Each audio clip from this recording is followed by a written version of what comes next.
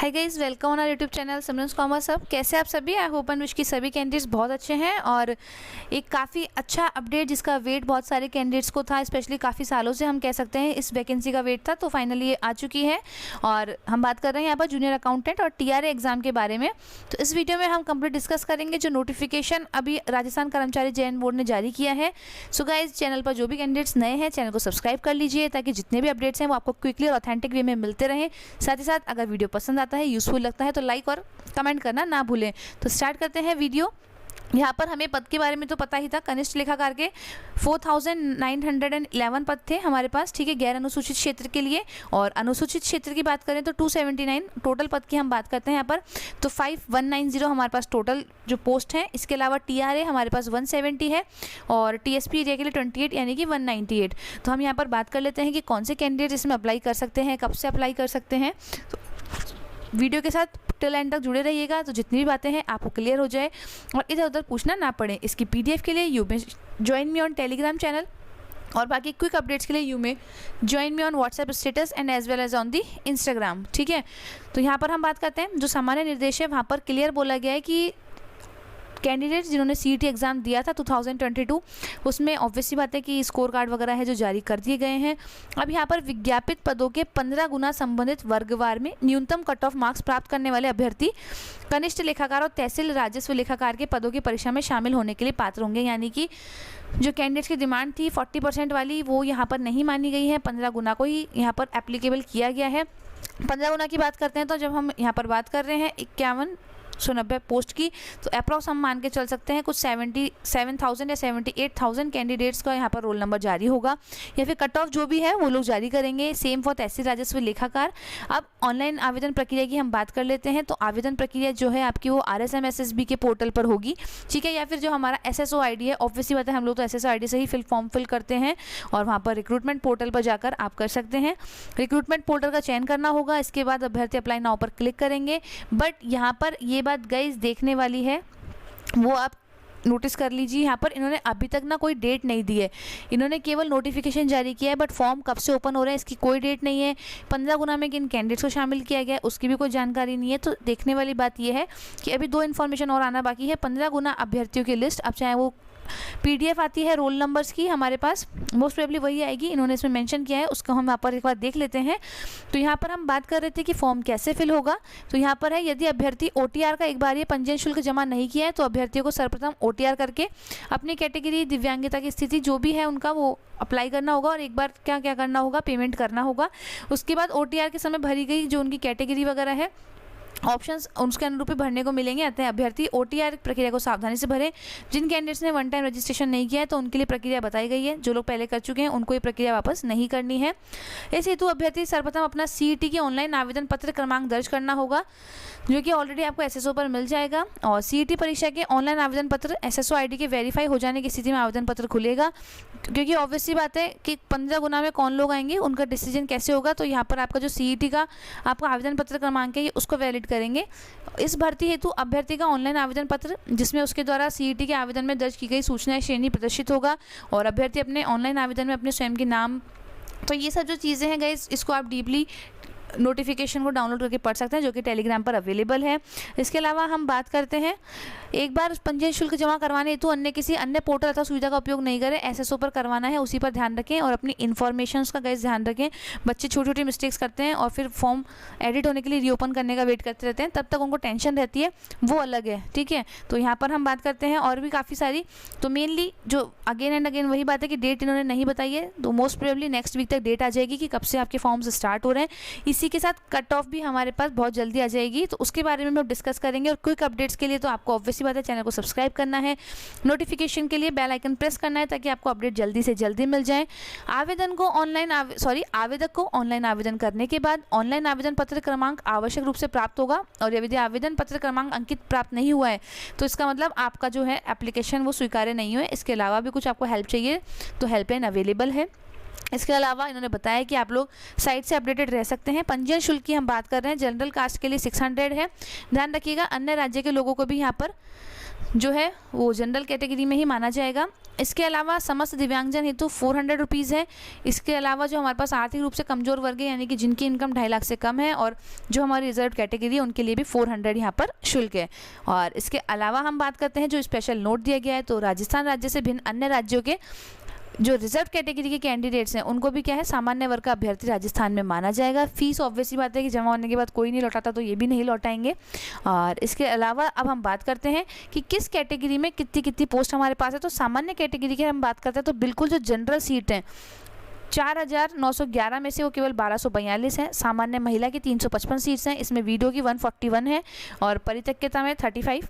अनुसूचित जाति की हम बात करते हैं तो इसमें सामान्य 545, सामान्य महिला 156, 62 और परित्यक्तता में 15। सेम फॉर अनुसूचित जनजाति, ठीक है। तो यहाँ पर सामान्य में 409 है, सामान्य महिला 117, ठीक है, वीडियो 46, परित्यक्तता 11। ओबीसी की हम बात करते हैं तो 714 सामान्य, 205 सामान्य महिला, वीडियो 81 और परित्यक्तता 20। अति पिछड़ा वर्ग में है सामान्य 177, सामान्य महिला 49 और वीडियो में 20, परित्यक्तता में 4।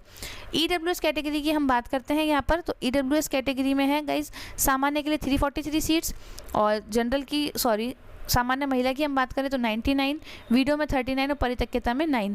12 जिले के शहरिया जो जनजाति है वहाँ के लिए आपको दे रखा है, जो टीएसपी एरिया से बिलोंग करते हैं, सामान्य 17, महिला में 5, वीडियो में 1 और यहाँ पर जो आपका है परित्यक्तता वो यहाँ पर शो नहीं हो रहा है। नेक्स्ट आपके पास क्षैतिज आरक्षण जो दिया गया है, जो कैटेगरी वाइज है, दिव्यांगजन के लिए है, मंत्रालय कर्मचारियों के लिए है और भूतपूर्व के जो सैनिक हैं उनके लिए है। उत्कृष्ट खिलाड़ियों के लिए भी यहाँ पर अलग से रिजर्वेशन है। अनुसूचित क्षेत्र की हम बात करते हैं, यहाँ पर जो हमारा था 12 जिले की शहरिया जनजाति, वो भी इन्होंने गैर अनुसूचित क्षेत्र में ही ली थी। I am sorry for this. तो अनुसूचित क्षेत्र की हम बात करते हैं, यहाँ पर है आपके पास कुल पर 279, सामान्य है 99, अनुसूचित जाति 10 और अनुसूचित जनजाति 25। यहाँ पर भी आपको क्षैतिज आरक्षण दिया हुआ है। टीआरए की हम बात करते हैं यहाँ पर, तो जो आपका जनरल है उसमें 43 है, सामान्य महिला के लिए 13, वीडियो के लिए 4, परित्यक्तता के लिए 1। अनुसूचित जाति जनरल 19 और महिलाओं के लिए 6, वीडियो के लिए 2 और परित्यक्तता के लिए 0। बाकी भी यहाँ पर आपके सामने कंप्लीट जो रिजर्वेशन सिस्टम वगैरह के अकॉर्डिंग यहाँ है, सारी चीज़ें क्लियर है, आप आराम से देख सकते हैं इस चीज़ को। और इसके बाद हम बात करते हैं, क्योंकि नोटिफिकेशन बहुत लंबा है तो लास्ट में हम सिलेबस देखेंगे। हालांकि सिलेबस में चेंजेस नहीं है, जो कैंडिडेट्स प्रैक्टिस कर रहे हैं वही सिलेबस यहाँ पर हमको देखने को मिला है। नेक्स्ट की हम बात करेंगे इस यहाँ पर, तो यहाँ पर जो मेन चीज़ें हैं, पोस्ट के बारे में हमने बात कर ली, जो हमारा फॉर्म है उसके बारे में हमने बात कर ली, इसके अलावा कितने कैंडिडेट्स को बुलाया जाएगा वो बात भी हमने कर ली है।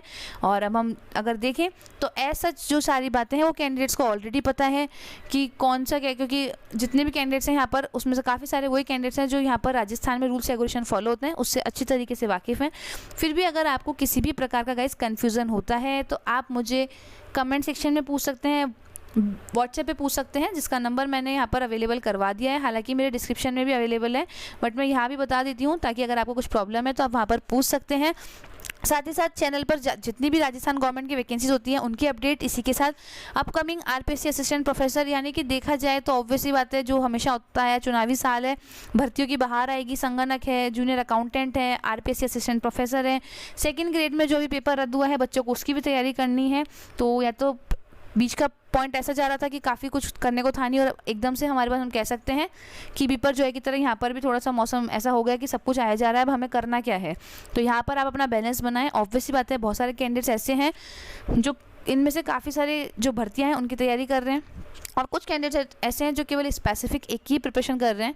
तो आप अपना बैलेंस बना के रखें, खासकर जो बच्चे एक से ज़्यादा एग्जाम की तैयारी कर रहे हैं। ऑब्वियसली बात है जो कॉमर्स के कैंडिडेट्स हैं वो संगणक भी दे रहे हैं, असिस्टेंट प्रोफेसर आ रही है उसकी भी प्रिपरेशन कर रहे होंगे, जूनियर अकाउंटेंट टीआरए उनके सामने, तो ये वाली चीज़ हो गई कि उनके पास एक ही सिमिलर से टाइम में 3-3 एग्जाम देने को मिल रहे हैं। तो प्लीज़ राजस्थान जी के तो ऑब्वियसली बात है सेम होती है, बट बाकी कुछ कुछ जो सिलेबस चेंज है, क्योंकि जूनियर अकाउंटेंट अपने आप में एक बहुत अच्छा और वाइड सिलेबस लिए हुए है।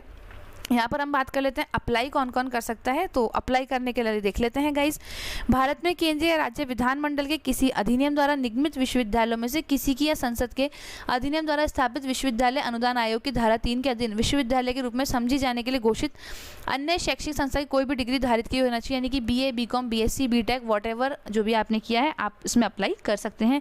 या फिर आपने क्या किया हो, लागत और संक्रम लेखाकार संस्थान कोलकाता की इंटरमीडिएट परीक्षा उत्तीर्ण की हो, भारतीय चार्टेड अकाउंटेंट की इंटरमीडिएट परीक्षा की हो, और इसके अलावा जो ऑब्वियसली बात है कि RSCIT का सर्टिफिकेट, इसके अलावा कुछ अपर लेवल का होता है, तो ऑब्वियसली बात है it is good for you.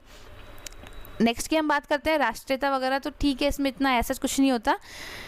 Minimum age की बात कर लेते हैं। 18 साल वाला यहाँ पर अप्लाई नहीं कर सकता। आवेदक को 21 वर्ष की आयु प्राप्त किया हुआ होना चाहिए, और मैक्सिमम आयु यहाँ पर बताई गई है 40 ईयर्स। ठीक है, नेक्स्ट की हम बात करते हैं। मिनिमम एज है हमारे पास वो 21 है, 18-19 वाले यहाँ पर अप्लाई नहीं कर सकते। और इसके अलावा पंजीयन शुल्क वगैरह के बारे में हम ऑलरेडी बात कर चुके हैं। परीक्षा के आयोजन का यहाँ पर बता दिया गया है। कनिष्ठ लेखाकार, तहसील राजस्व लेखाकार के पदों पर भर्ती हेतु बोर्ड द्वारा परीक्षा जो संभावित है वो है गाइज आपके लिए 17 सितंबर। ठीक है, कॉमर्स वालों के लिए 14 अक्टूबर संगणक है, 17 सितंबर आपके लिए यहाँ पर जूनियर अकाउंटेंट है। इसी के साथ बहुत जल्द असिस्टेंट प्रोफेसर वैकेंसी आने वाली है, उस भी हमारा एग्ज़ाम अक्टूबर मोस्ट प्रोबेबली नवंबर में लग जाएगा, यानी कि सितंबर से एग्ज़ाम स्टार्ट होंगे, सितंबर अक्टूबर नवंबर तक ये एग्ज़ाम आपको ओवरऑल खिंचा देंगे, तो इसका थोड़ा सा ध्यान रखें। जिन्होंने स्टडी नहीं स्टार्ट की है, प्लीज़ गाइज, सपनों को पूरा करना है तो पढ़ना पड़ेगा ही, तो आप लोग अपनी पढ़ाई वगैरह स्टार्ट कर दीजिए, क्योंकि ज़्यादा टाइम हमारे पास है नहीं इन चीज़ों के लिए। Almost we are in the end of the June, तो जुलाई अगस्त हमारे पास मोस्ट प्रोबेबली चीज़ें हैं, और बहुत सारे कैंडिडेट्स ऐसे हैं जो ऑलरेडी काफ़ी अच्छे लेवल की प्रिपरेशन पर हैं। नेक्स्ट हम बात करते हैं ऑनलाइन आवेदन में संशोधन की प्रक्रिया। तो ये जब वापस हमारे पास अगर ज़रूरत पड़ेगी कि मैम कब संशोधन के लिए फॉर्म खुल रहे हैं, तब हम यहाँ पर और डीप में बात कर लेंगे। जनरल बात कर लेते हैं। अगर कुछ भी गलती होती है तो 300 रुपये लग के क्या कर सकते हैं, संशोधन कर सकते हैं। और संशोधन किस किस चीज़ में होगा, तो केवल आपके नाम में, फादर के नेम में, मदर के नाम में, आपकी जो कैटेगरी है दिव्यांगता श्रेणी, आपका जो भी लिंग है फीमेल मेल, और इसके अलावा जन्म तिथि, फोटो, हस्ताक्षर, इनमें आप क्या कर सकते हैं, चेंजेस कर सकते हैं। बट 300 देने पड़ेंगे। उससे अच्छा है कि जब भी आप फॉर्म भरें शांति सुकून के साथ भरिएगा, ताकि 300 हमारे एक्स्ट्रा ना लगे। उनके बदले आप ड्राई फ्रूट्स वगैरह खाएं, जो हमारी पढ़ाई में क्या है हमको थोड़ा सा और एनर्जी देंगे। ठीक है, खैर it was just for kidding, क्योंकि ऑब्वियसली बात है जिन कैंडिडेट्स ने यहाँ पर पढ़ाई स्टार्ट नहीं की उनके लिए बहुत सीरियस वाली बात है। यहाँ पर हमारे पास परीक्षा स्कीम की हम बात करते हैं, तो वही सिलेबस है। हिंदी 75 मार्क्स, और इंग्लिश 75, सामान्य ज्ञान 75, सामान्य विज्ञान 75, मैथ 75, कंप्यूटर के मूल सिद्धांत 75। प्रश्न आने वाले हैं 25 25 25 25 25। ठीक है, 150 यहाँ पर दे रखा है। गणित और कंप्यूटर के मूल सिद्धांत को छोड़कर जो सेकेंडरी स्तर के होंगे, प्रश्न पत्र सीनियर सेकेंडरी स्तर का होगा। जो सर नेक्स्ट पेपर है हमारा वो है बही खाता, बुक कीपिंग और लेखाकर्म, व्यवसाय पद्धति, लेखा परीक्षा, भारतीय अर्थशास्त्र। वही क्वेश्चन नंबर है आपके 75 मार्क्स का और 25 क्वेश्चन। ठीक है, तो यहाँ पर आपका पेपर बहुत ज़्यादा यहाँ पर सिलेबस डिस्कस की ज़रूरत है नहीं। If you guys want to see the syllabus, मेरा एक अलग से वीडियो है जूनियर अकाउंटेंट के डीप सिलेबस पर, तो आप वो वहाँ जाकर देख सकते हैं। यहाँ पर हम बात कर लेते हैं कि क्वालिफाइंग मार्क्स क्या हैं।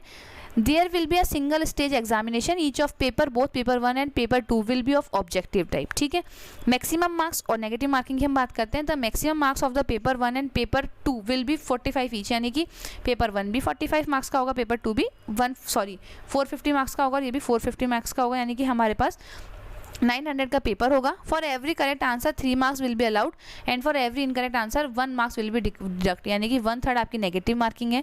क्वालिफाइंग की बात करते हैं तो minimum of 35% in paper 1 and paper 2 each. ठीक है, यानी कि एक एक इंडिविजुअल पेपर में आपको 35% तो क्लियर करने के लिए लाना ही है, और 40% एग्रीगेट लेकर आना है।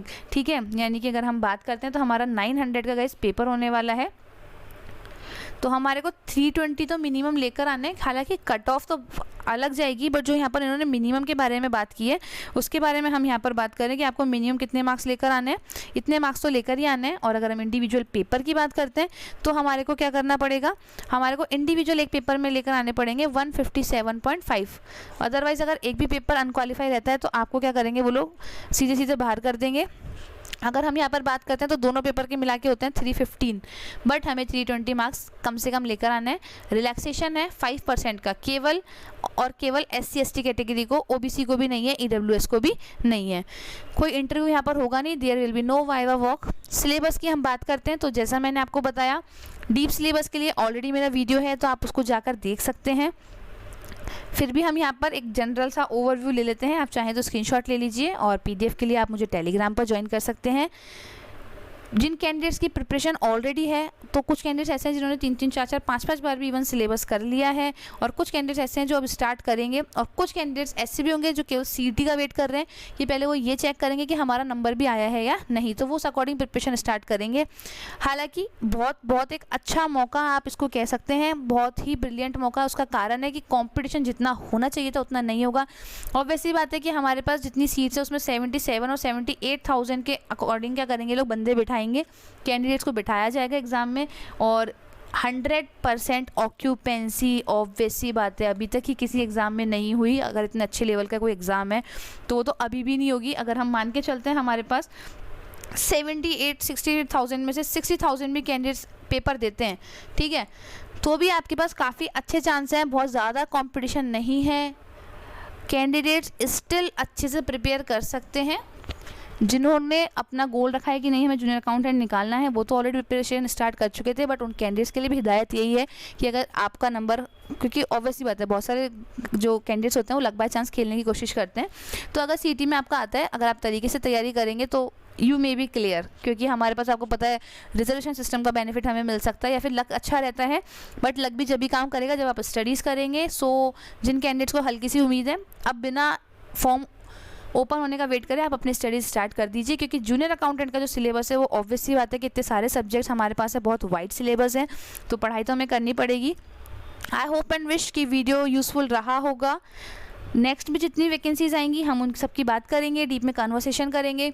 इसी के साथ मेन फोकस जो हमारा है वो जूनियर अकाउंटेंट, इसके अलावा हमारा कुछ पॉइंट्स जो हमारे संगणक के, असिस्टेंट प्रोफेसर वगैरह के, और पीएचडी एंट्रेंसेस के, this is our main motto of the channel. तो इन सब से रिलेटेड कैंडिडेट्स चैनल को शेयर कर सकते हैं, सब्सक्राइब कर सकते हैं, और इसी के साथ अगर आपको वीडियो पसंद आए तो दोस्तों के साथ शेयर करना मत भूलिएगा। जल्द मिलेंगे नई वीडियो के साथ, जिसमें कुछ ना कुछ ज़रूर आपके लिए इन्फॉर्मेटिव होगा, या फिर हम कोई ना कोई टॉपिक यहाँ पर लेकर आऊँगी, मैं जल्द स्टार्ट करेंगे। तो जल्द मिलेंगे नई वीडियो में, तब तक के लिए स्वस्थ रहिए, खुश रहिए, और अपने सपनों की तरफ मेरे साथ आगे बढ़ते रहिए।